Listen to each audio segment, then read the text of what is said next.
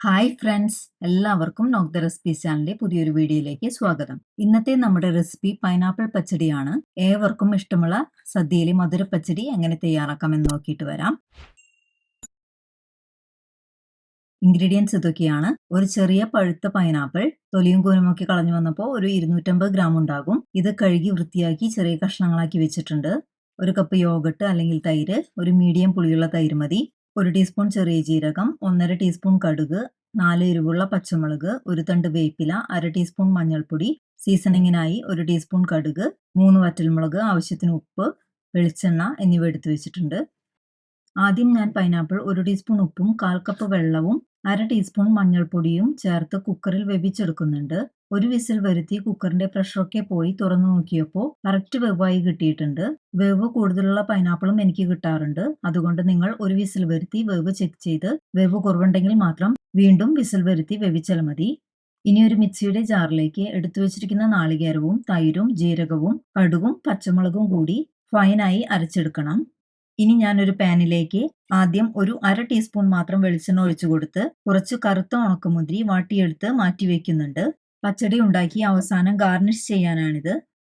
ഇനി ഇതേ പാനിലേക്ക് ഒരു 3 ടീസ്പൂൺ വെളിച്ചെണ്ണ കൂടി ഒഴിച്ചു കൊടുത്ത് ചൂടായി വന്നാൽ കടുകും നടുപൊട്ടിച്ച വറ്റൽമുളകും ചേർത്ത് മൂപ്പിച്ചെടുക്കണം.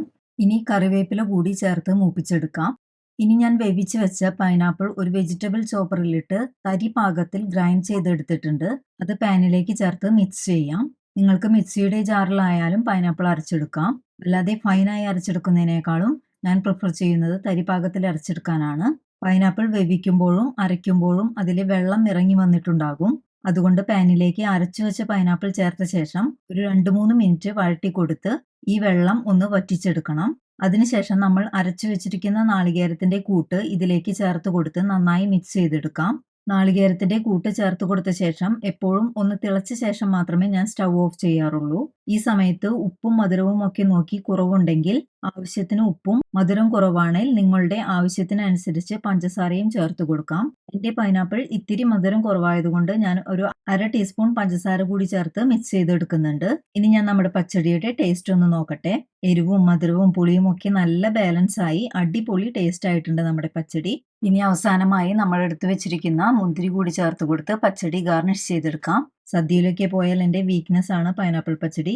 വീട്ടിലും എല്ലാവർക്കും ഇഷ്ടമായതുകൊണ്ട് ഞങ്ങൾ ഇടയ്ക്കിടെ ഇത് ഉണ്ടാക്കാറുണ്ട്. അപ്പോൾ നിങ്ങളും ഈ പച്ചടി തീർച്ചയായും ട്രൈ ചെയ്ത് ഫീഡ്ബാക്കും സജഷൻസും കമൻറ്റായി അറിയിക്കാനും വീഡിയോ ഇഷ്ടപ്പെട്ടെങ്കിൽ ലൈക്ക് ചെയ്യാനും ഫ്രണ്ട്സിനും റിലേറ്റീവ്സിനും ഒക്കെ ഷെയർ ചെയ്ത് കൊടുക്കാനും മറക്കരുത്.